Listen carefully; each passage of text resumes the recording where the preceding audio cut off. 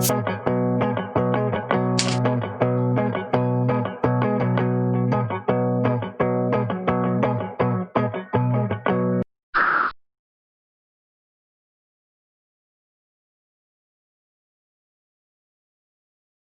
a todos, sejam bem-vindos a esta videoaula que está conectada com o Colégio Alfenísia Freire.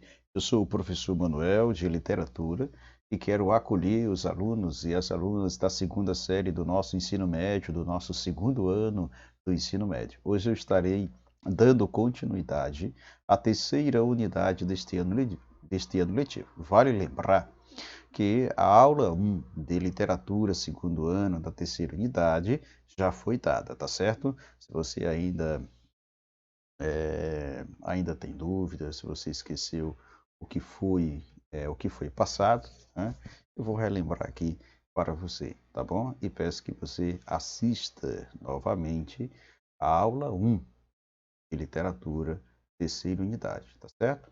Tranquilo? Então vamos lá.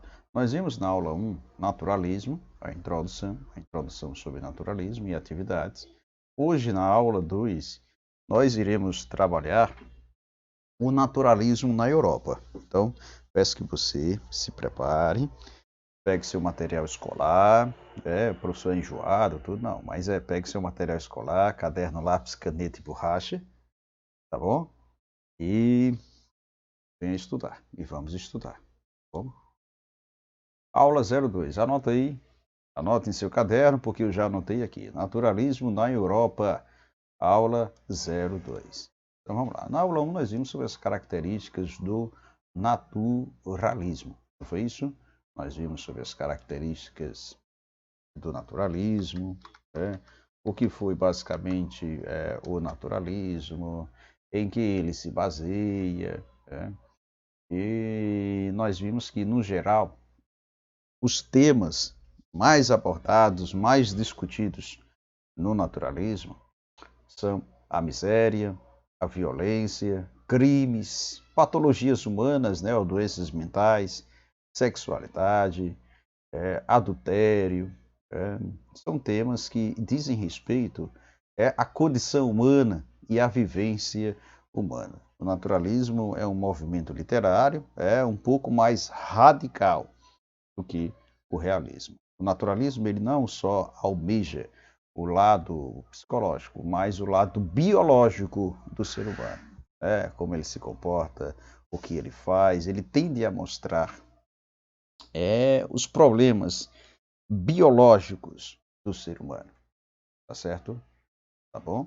E outra coisa bastante importante é que o naturalismo ele tem uma visão determinista das coisas, baseada no seguinte: olha só, o meio ele determina o ser humano, e o naturalismo, na questão da linguagem, a linguagem dele é objetiva, é impessoal, voltada para a terceira pessoa, e ele acredita em alguns princípios científicos. E o principal dele, ou um dos principais, é o determinismo, tá certo? O determinismo ele é universal, ele acredita no universalismo, ele nega o tempo, e ele acredita que o ser humano ele está determinado a um ritmo de vida, a uma condição humana. Se ele nasce em uma determinada comunidade social, ele tende a receber, a ser influenciado, ou diga-se de passagem, moldado, pelas características culturais daquela comunidade, daquele ambiente social, certo? Então aqui a gente observa no naturalismo que o homem é observado sob a lente biológica, certo? A primeira obra do naturalismo é essa aí, O naturalismo teve como marca inicial a publicação em 1881 Germinal, de Émile Zola, na Europa. Germinal foi a primeira obra que abriu o naturalismo, diga-se de passagem, na Europa. É uma obra que não está parada no tempo, é uma obra bastante atual, publicada lá no século XIX, mas permanece atual, porque o ser humano ainda continua com seus vícios e também com suas virtudes. É uma obra que enfoca a época, as crises econômicas, e a necessidade dos direitos dos trabalhadores e a necessidade dos direitos trabalhistas. Nessa época, no século XIX, vivendo-se aí o boom da Revolução Industrial e todos os problemas que a Revolução Industrial também trouxe para o ser humano.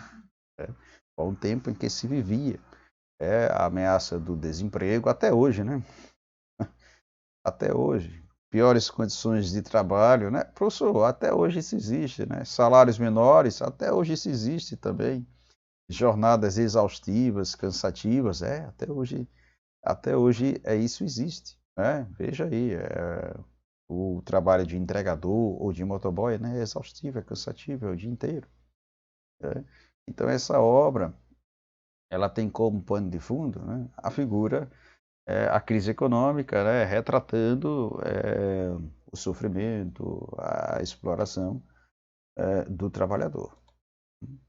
O livro ele retrata, né, de olho no livro, observe a seta, o livro ele retrata os dramas vividos por uma família que trabalha nas minas de carvão, denunciando as precárias condições de vida e de trabalho do proletariado, da classe social, e a classe social que surge graças ao avanço do capitalismo. Né? Essa classe, né? Quarta classe, o proletariado, surge com tudo. Né? Hoje a classe proletariada ela é defendida por meio de partidos, por meio de sindicatos. Em busca de emprego nas indústrias, milhares de pessoas correm para as grandes cidades, onde vivem amontoadas em cortiços, descritos como ambientes decadentes. O que é visível nessa obra aí, né? Uma família de trabalhadores que labutam, que tira toda a sua renda do trabalho em uma mina de carvão, na França. Eles vivem sob precárias condições de vida, só tem basicamente o que comer, o que vestir e um teto, um cortiço para habitar, para morar. E eles têm que trabalhar duramente, todo santo dia, sem reclamar. E muitos vivem assim, amontoados em cortiço. Eu gostaria agora que nós tivéssemos um olhar mais delicado e que você me escutasse agora. Ouça-me um pouco sobre esta grande obra, o Germinal, de Émile Zola, que abre o naturalismo na Europa. Né? O que foi o Germinal? Já falei que o Germinal ele se encaixa dentro de uma crise econômica, né? dentro do século XIX, em que ele espelha os problemas de trabalho, as condições de vida e condições precárias de trabalho dos operários, ressaltando também as dificuldades de salário, dificuldades de sobrevivência, e aponta também também sobre as necessidades materiais, as necessidades básicas da classe proletária, né? De uma família proletária. São problemas que acontecem hoje. O livro, onde ele é ambientado, professor? Onde é o ambiente desse livro? Ele se dá no norte Ele se deu, aliás, no norte da França, é uma região de minas de carvão, né? E nessas minas, ao redor, aliás, dessas minas, existem conjuntos habitacionais, cortiços, onde vivem os trabalhadores e seus familiares. O enredo ele gira aí em torno da luta dos trabalhadores por melhores condições de trabalho, por uma vida mais digna, por salários mais decentes. E aí entra na história a figura do mineiro Etienne Lantier. Ele é o protagonista humano do romance, né? E ele vai representar, e Etienne Lantier, ele representa a revolta do proletariado, da classe trabalhadora, diante do descaso, da negligência e da desonestidade dos patrões. Então essa obra, ela não tem nada de romântico, ela não permite você fazer delírios romantizados, é uma obra naturalista, enfoca o problema, enfoca o vício, invoca a realidade determinista, ou, aliás, a realidade determinada entre classe proletária versus patrões. Né? E aí, os personagens dessa obra, eles não são idealizados, não são perfeitos, não são heróis, mas são pessoas humanas, falhas, pessoas que precisam resistir e sobreviver aos sofrimentos, né? E o enredo ele começa quando o Etienne Lantier ele busca um emprego na mina Voré. Ele busca um emprego na mina Voré. E a princípio ele é rejeitado, né? Mas depois consegue uma vaga, né? Depois da morte de uma funcionária. Isso, de uma funcionária, de uma mulher na mina. E logo ele faz amizade, né, com a família de mineiros locais, né? E se hospeda na casa dessa família, e desde o primeiro dia de trabalho, né, na Forré, ele se apaixona por Catherine. Catherine é a filha mais velha dessa família que o acolheu. E Catherine também é trabalhadora na mina. Mas, ao andar da carruagem, Etienne Lantier,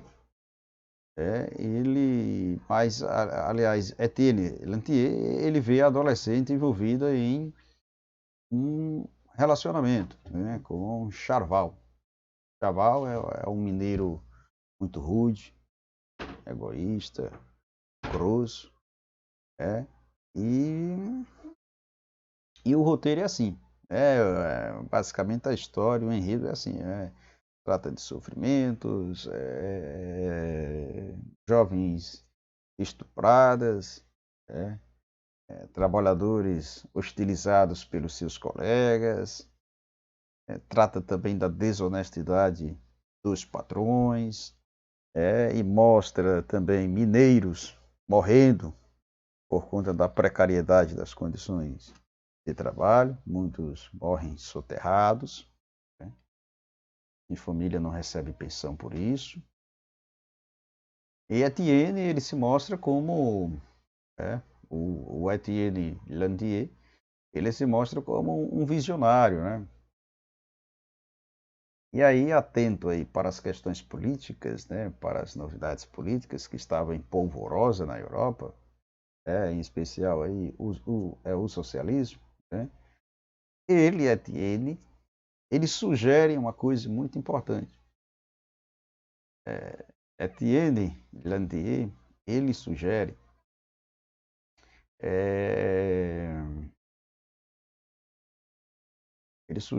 a criação de uma caixa de previdência, né? E começa a se mostrar como líder. E ele usa essa caixa de previdência, né, em casos de necessidade dos trabalhadores, né? e após um desabamento de uma galeria, né, os executivos da Borré, eles decidem punir os mineiros por isso, né, reduziram seus salários, e prometeram compensar toda a diferença aí na quantia, né, se eles se empenhassem mais nas obras, né, e a fim de evitar novos acidentes. Mas a insatisfação foi muito grande, né? E a greve se tornou até então inevitável, né? Como é que pode, né? Corre um desabamento, os mineiros são os culpados, tiveram seus salários reduzidos, e as famílias e os trabalhadores vivendo em condições não dignas, bastante sofridas. E aí o Etienne ele se torna um grande líder da greve, né? Ele se torna um grande líder dos grevistas e o movimento vai se espalhando em todas as minas da região até que ele se rebela. E o Etienne, ele acreditava que a greve dobraria os burgueses a aceitarem as reivindicações dos trabalhadores. Em outras palavras, ele acreditava que os burgueses fossem aceitar as propostas dos trabalhadores, mas isso não acontece. Não acontece. Com o dinheiro acabando, né, a situação dos mineiros era ruim e se tornou pior. E o livro vai abordar todo esse drama, todo o drama dessas personagens, tanto personagens da classe trabalhadora, quanto personagens da burguesia. E aí é uma obra, né, que vale a pena, que vale a pena a gente ler, uma obra que fala de dificuldades de vida, trata da exploração do trabalho, a necessidade da greve, da desonestidade dos padrões, as péssimas condições de trabalho dos operários. É uma obra mais do que realista, é uma obra naturalista, uma obra dramática. E vale lembrar que em Germinal não existe herói. Não existe herói, ninguém é santinho, todo mundo está buscando coisas para a própria realização, para o seu melhor, ok? Tranquilo? A literatura naturalista, ela não ocorre na literatura naturalista a idealização da realidade, como acontece no romantismo. A gente vê aí, né? O personagem Etienne da obra O Germinal, ele se desponta como líder grevista, e tem a intenção de ajudar os demais operários, e eles se colocam ali na condição de opositores aos executivos da empresa Forré, da mina de carvão no norte da França, exigindo melhores condições de trabalho. Não existe aí uma realidade pintada com santidade, jamais. É a própria realidade, nua e crua. Os personagens e cenários são mostrados em toda a sua miséria material e moral. Os personagens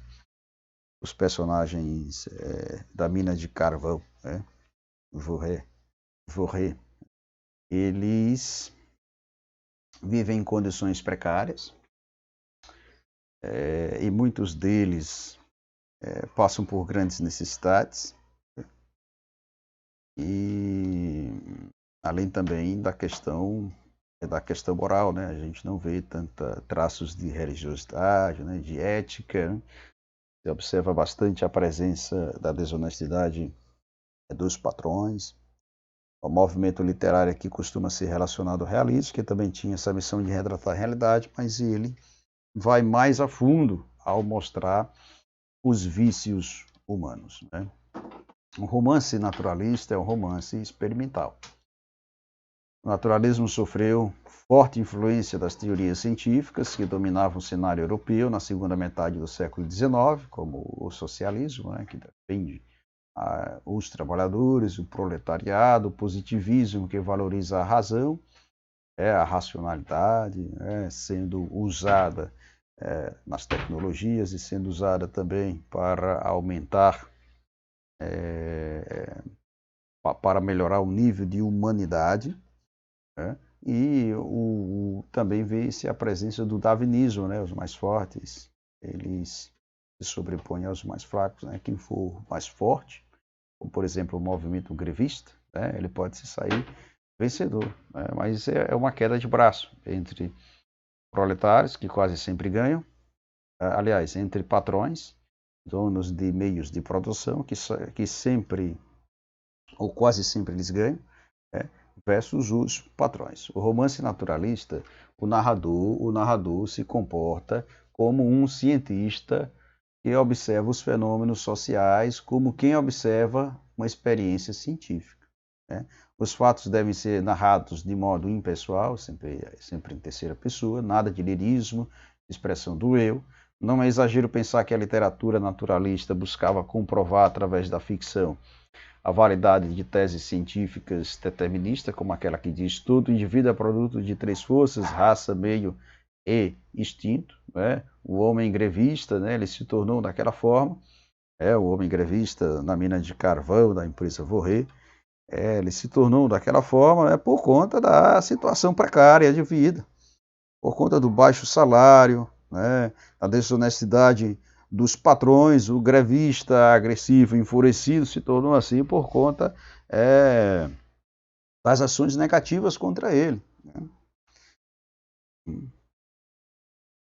O comportamento humano estaria então condicionado a fatores hereditários e ao ambiente físico e social, né? O germinal espelha isso, a mina de carvão Vorré. A ausência de subjetividade ou vontade individual, a presença do corativo, né? A radical objetividade, houve muitos questionamentos se esse tipo de literatura era de certa literatura, objeto realmente artístico, né? Por conta do retrato ou do recorte de uma realidade biológica, de uma realidade crua, né? De uma realidade sem maquiagem, né? A, a presença da objetividade, digo na linguagem e nas cenas, é justamente para sensibilizar o leitor, sobre essa condição, a condição biológica do ser humano, tá certo? As características do naturalismo são o determinismo biológico, né? Veja, os trabalhadores na mina de carvão sofrem pra caramba, sofrem muito, e todo o seu sofrimento ele é canalizado em forma de greve, né? De manifestações, de reivindicações. O objetivismo científico, né? Demonstrar o determinismo, por exemplo, temas de patologia social, né? Como crime, violência, estupro e diversas outras temáticas são retratadas no naturalismo. A observação e análise da realidade, né? O ser humano é descrito sob a ótica do animalesco e do sensual, com o homem animal enquanto o homem é agressivo, e sensual enquanto o homem que pratica pedofilia, estupro, sexo selvagem, etc. A linguagem é simples, né? Com início, meio e fim, compreensível, nada de linguagem erudita ou de uma linguagem pautada com neologismos ou com palavras desconhecidas ou com coisas da cultura grega e latina, né? Aqui a impessoalidade, a visão em terceira pessoa prevalece, há uma preocupação com os detalhes. Os principais autores foram Aloysio Azevedo, escreveu O Mulato em 1881, é o início do naturalismo no Brasil. Nessa obra a gente traz a fundo a figura do Raimundo, né? O Raimundo teve uma infância muito sofrida, filho de um fazendeiro com uma escrava, e ele não poderia mais voltar para o Maranhão, mas ele retorna e ele é alvo de racismo, né? Você o tempo inteiro é intitulado de o mulato, né? E ele faz parte também de uma trama horrenda, né? Que inclui religiosos, e ele acaba sendo morto, né? Porque ele queria casar com a própria prima, né? Por conta da cor, né? Da condição de vida, por conta das suas origens, né? Ele é destruído. E também tem o Cortiço, né? Que é uma obra que retrata em uma parte as disputas políticas de reconhecimento social entre João Romão e Miranda, de um lado, né? E do outro busca retratar aí a Rita Baiana, né? Com o Jerônimo, né? E tem também outros personagens que perpassam nessa obra. Ok? E a obra O Ateneu, de Raul Pompeia, né? É outra grande obra aí, O Ateneu, de Raul Pompeia, né? O que é que essa obra, gente? O que é que essa obra traz de chamativo, né? É uma obra que foi publicada em folhetins, no século XIX. Tem como personagens o Sérgio, que é um protagonista e narrador da história também.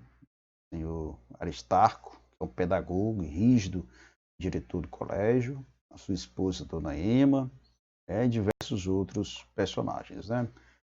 Dizendo assim, de forma mais simples, em resumo, Sérgio, protagonista da história, ele narra a trajetória de vida dele, por cerca de...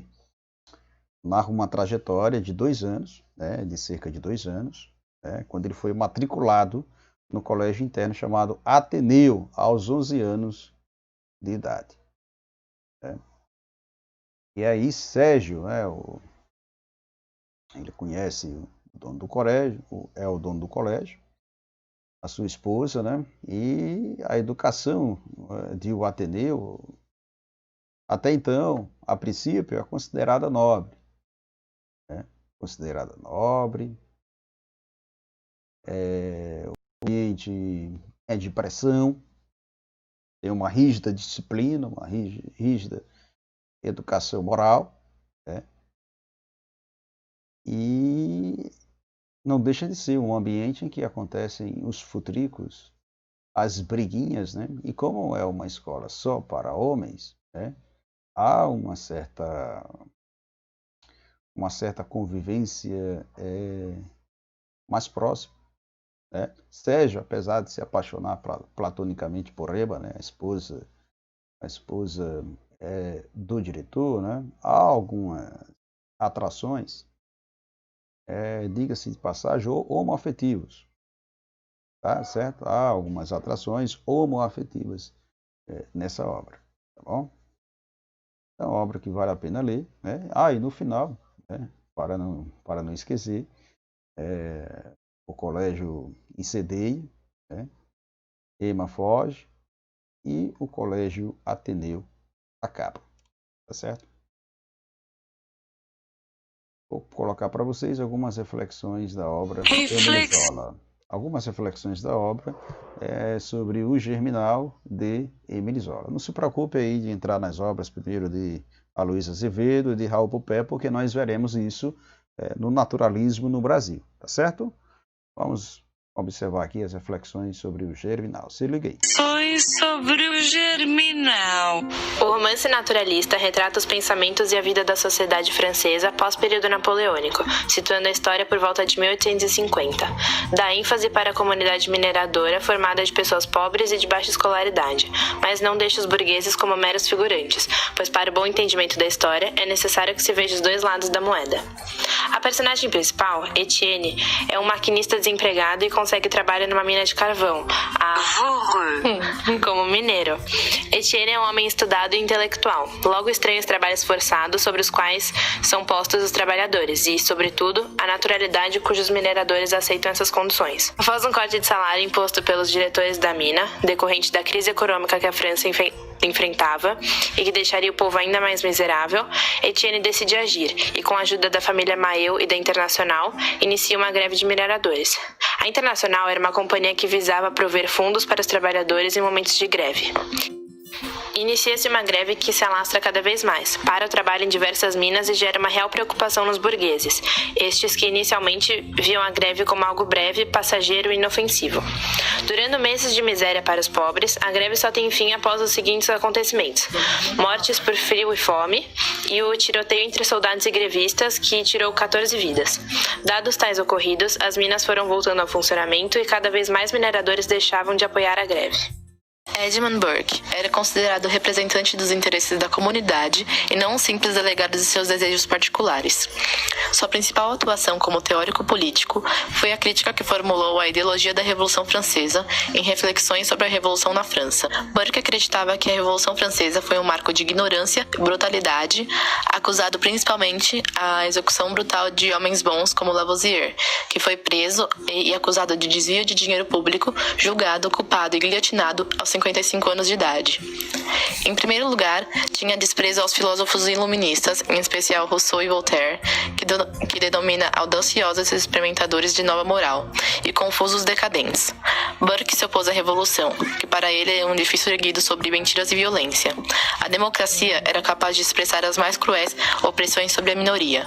Burke é considerado pelos conservadores como o pai do conservadorismo anglo-americano. Costumava citar a frase: "Para o triunfo do mal, só é preciso que os homens bons não façam nada", que se enquadra perfeitamente ao trecho da página 27. Etienne não aguentava mais, mas ainda se considerava felizardo por ter encontrado aquele trabalho. Exemplifica o comodismo dos trabalhadores perante o trabalho forçado e exaustivo das minas. No livro, a personagem que mais se aproxima dos pensamentos de Burke é o taberneiro Rassenor. Ele compartilhava de alguns ideais da greve, mas era vocalmente contra a maneira que era executada. Deixa isso claro na página 94, onde, após Rassenor estabelecer que o que quer é que o mineiro seja mais bem tratado e sabe que não vão conseguir nada com essas histórias, a greve, o narrador diz: Ergueu a voz e continuou discorrendo, com clareza, sobre a estupidez de acreditar que se poderia mudar o mundo de repente. Substituir os patrões pelos empregados, dividir o dinheiro como se divide uma maçã. Seriam necessários milhares de anos para que isso talvez se realizasse. A melhor maneira de não quebrar a cara era agir corretamente. Exigir da companhia as reformas possíveis para melhorar a situação dos trabalhadores, em vez de radicalizar, pois isso seria desgraça para todos. Há outro exemplo dessa semelhança entre Rassenor e Burke, na página 158, quando o taberneiro explica o futuro fim da greve através dos problemas internos da Internacional. Desde que os anarquistas venceram, afastando da associação os que acreditavam na evolução social sem confronto, a coisa ia mal. O principal objetivo, a reforma salarial, não era definido por causa da rivalidade entre as facções, e já se podia prever a derrota daquele levante de massas. Assim dito, Rassenor também queria uma melhoria na condição de vida e trabalho dos mineiros, mas não acredita que seja possível mudar o mundo da noite para o dia e nem que a greve seja um meio para isso, assim como Burke se sentia em relação à Revolução Francesa. É um erro popular muito comum acreditar que aqueles que fazem mais barulho a lamentarem-se a favor do público seriam os mais preocupados com seu bem-estar, dizia Burke. Mais tarde na história, após o tiroteio que mudou o rumo da greve e colocou-a na rota para seu próprio fim, Rassenor discursa ao povo: Nunca a violência venceu. Não se pode refazer o mundo em um dia. Aqueles que prometeram a vocês mudar tudo de repente, ou são trapaceiros ou são malandros. Afirma seu pensamento indiretamente se referindo a Etienne como malandro, assim como Burke se referia a Rousseau. Rousseau foi um importante filósofo, teórico, político e escritor suíço. Nasceu em 28 de junho de 1712 na cidade de Genebra. É considerado um dos principais filósofos do Iluminismo, sendo que suas ideias influenciaram a Revolução Francesa. Para ele, as instituições educativas corrompem o homem e tiram-lhe a liberdade. Para a criação de um novo homem, de uma nova sociedade, seria preciso educar a criança de acordo com a natureza, desenvolvendo progressivamente seus sentidos e a razão com vistas à liberdade e à capacidade de julgar. O homem é bom por natureza, mas está submetido à influência corruptora da sociedade. É neste processo que o indivíduo se converte em ser um egoísta e individualista, convertendo sua bondade natural gradualmente em maldade. O homem abre mão de sua liberdade e assim se desqualifica enquanto ser humano, pois se vê despojado do principal veículo para a realização espiritual, como se compara a filosofia de vida de Etienne. Tanto Rassenor quanto Burke tinham um certo desprezo por aqueles que incentivavam uma revolução, despreocupados com as consequências, odiosos do conservadorismo. Há entre as páginas 94 e 97 um diálogo entre Etienne e Rasseneur que corre da mesma maneira que, provavelmente, correria uma discussão entre Burke e Rousseau. Destaca-se o seguinte trecho da página 96. Não poso de homem importante, nem quero ser secretário de uma seção da Internacional. Diga a verdade, Etienne, você está pouco ligando para a Internacional. O que era a ser um líder, o homem que corresponde com a famosa Federação do Norte. O silêncio de Etienne frente às acusações se coloca como uma rendição a elas. O protagonista fala como um homem do povo, da revolução, que só almeja igualdade, um Rousseau. Na realidade, a única coisa que realmente o motiva a participar da greve é o desejo de ser reconhecido, como diz na página 185, após ser rejeitado pelos grevistas. Seus sonhos loucos iam por terra. Depois de conquistar Monceau, conquistaria Paris, talvez se elegesse deputado para fulminar os burgueses com um discurso. Talvez o único discurso pronunciado por um operário na tribuna de um parlamento. Aquele sonho estava terminado. Ele acordava miserável e detestado. Os sonhos de Etienne com a revolução diziam respeito apenas ao próprio sucesso, indiferente de que fim tomassem os mineiros quando ele estivesse em Paris. Etienne se corrompeu pela sociedade, bem como Rousseau previa que era da natureza humana. Suas ideias de um homem bom se perderam na ambição de se tornar um líder. Sendo assim, quem são os homens bons? Ah, tudo bom? Gente, coloca uma coroinha, porque é quente demais. Pronto. Muito bem, gente. Aí vocês viram um resumo bem simples, bem objetivo, bem claro, né, sobre a obra O Germinal. É que diante de todas as situações de exploração no trabalho, de exploração na mina de carvão, né, Etienne se sobressai como um grande grevista, como um grande líder, né, mas devido ao confronto entre soldados e mineiros, né, que é outra questão que peço que vocês façam uma revisão acurada dessa obra, vejam que durante esse confronto alguns mineiros morreram, né, e aí, como eu disse para vocês, os executivos da empresa Vorré, da mina de carvão Vorré, mais uma vez, venceram, né, a lei, né, a lei, de certa forma, venceu, não a favor da classe operária, né, mas contra a classe operária, né? Esse trabalho exploratório é um trabalho escravo, né? Ele continuou a permanecer e as reivindicações se calaram, né? O Etienne se calou, né? Então, trabalhando na mina, né, era o que importava. A gente vê aí o conformismo diante de uma situação de trabalho exaustivo, tá certo? E prevaleceu a vitória dos privilegiados, dos poderosos. Tá bom? O Germinal, né, na greve dos operários, eu quero passar para vocês um recorte dessa obra, tá certo? Então veja aí um recorte da obra O Germinal, falando sobre a greve dos operários. Aquilo, a princípio, amedrontou os executivos da mina de carvão, mas eles venceram. Vamos lá.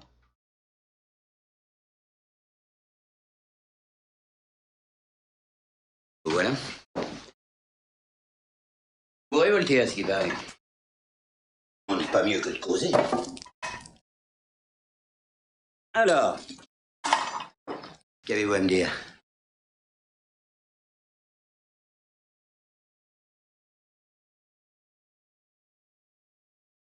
Ou un bon ouvrier qui s'est toujours montré raisonnable. L'ancienne Montsou. Dans toute la famille, il travaille au fond depuis le premier coup de pioche. C'est vous qui êtes à la tête des mécontents? Directeur, c'est justement parce que je suis un homme tranquille auquel on n'a rien à reprocher que mes camarades m'ont choisi. Je vous écoute. Monsieur le directeur, nous voulons seulement la justice. Fatigué de enfin. Tant que nous ayons au moins du pain tous les jours. Vous savez bien que nous ne pourrons pas accepter votre nouveau système de tarifs. On nous accuse de malboiser. On en passe, travaille les heures voulues.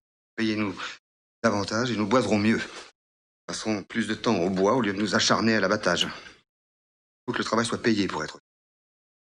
Vous baissez le prix de la berline et vous prétendez compenser en payant le boisage à part. C'est pas possible, on y perd. La compagnie met 2 centimes de plus par berline dans sa poche. Voilà la vérité. C'est pas vrai. C'est la vérité. Ah, si vous causez tous à la fois, jamais nous nous entendrons. Non, la vérité, c'est... Vous avez ici à des excitations malheureuses. La peste aujourd'hui. Tous les ouvriers qui sont meilleurs. Peur que de pain. Que c'était votre tour d'être les maîtres. Un régiment dans Cette fameuse internationale, armée de brigands qui ne rêvent que de détruire la société. Et monsieur le directeur, pas un charbonnier de Montsou n'a encore adhéré. Pousse toutes les fosses sans relance. La compagnie. La compagnie est une providence pour cette... J'ai tort de la menacer. Et elle a dépensé plus de 300 000 francs pour bâtir des corons qui ne lui rapportent pas le 2%. Par pas pension qu'elle sert, ni charbon, ni des médicaments qu'elle donne. Intelligent. C'est mieux de répandre cette idée-là que de vous perdre en fréquentant des gens comme Rasseneur, croyez-moi. Sauver nos fosses de la pourriture socialiste. Et dites-moi, chez lui, qui vous a poussé à créer cette caisse de prévoyance? Caisse d'épargne et non pas une arme de guerre contre nous. Nous n'aurions aucune objection à ce qu'elle existe. Je vous signale que la compagnie entend avoir un contrôle sur cette caisse. C'est donc une nouvelle exigence. À présent, monsieur le directeur avait négligé de réclamer ce contrôle. Non, notre désir à nous, la compagnie cesse de jouer à la providence. Ce qui nous revient, notre gain qu'elle se partage. Normal de laisser crever les travailleurs de faim. Et les dividendes d'actionnaires anonymes. Qui sont ces gens qui nous mangent notre pain? Qui est-ce qui descend au fond? Qui est-ce qui a faim? Qui est-ce qui travaille? La compagnie a des économies à faire qu'elle les fasse ailleurs que sur la sueur des travailleurs. Ah, nous y voilà. J'attendais cette accusation d'affamer le peuple et de vivre de sa sueur. Comment pouvez-vous? Quel risque énorme, capitaux dans l'industrie, dans les mines par exemple. Il faut tout équiper, coûte aujourd'hui de 1500 000 à 2 millions de francs. Peine avant de retirer un intérêt médiocre d'une telle somme engloutie. Est-ce que vous savez que la plupart des sociétés minières en France sont en faillite? Elles souffrent elles-mêmes. La compagnie a autant à perdre que vous dans cette crise. Elle n'est pas maîtresse des salaires. Elle obéit à la concurrence pour ne pas être ruinée. Prenez-vous-en au fait et non pas à elle.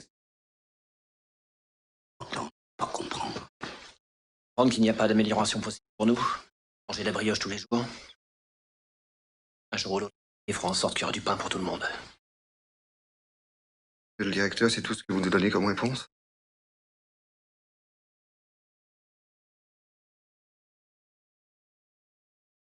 Nous allons dire aux camarades que vous repoussez nos conditions. Mon brave, je ne repousse rien. Je suis un salarié comme vous. Je n'ai pas plus de pouvoir ici que le dernier de vos galibots.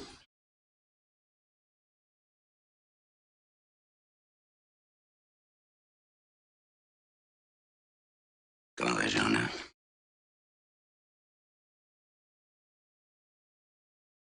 Si, monsieur le docteur. Il est encore à l'hôpital, mais ça... On a pu lui sauver sa jambe. Oh, voilà une rue de sang. Qui défendait les mauvais boisages.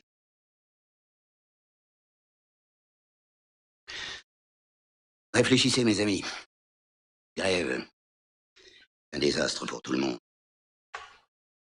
Avant une semaine, vous mourrez tous de faim. Comment ferez-vous? Votre sagesse. Et convaincu. Lundi, au plus tard, vous serez tous redescendus. Nothing.